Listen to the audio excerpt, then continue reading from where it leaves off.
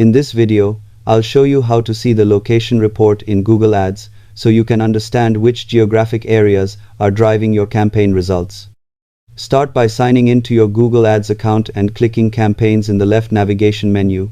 Select the campaign you want to analyze, then look for the Locations section in the campaign menu.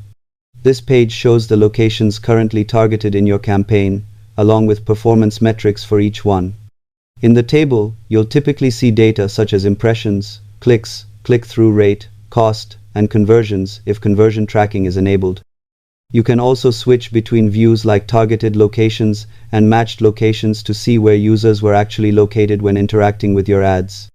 Adjust the date range at the top of the dashboard to analyze performance over different time periods. Reviewing this report regularly helps you identify strong regions and optimize your geographic targeting. Subscribe for more honest digital marketing tutorials.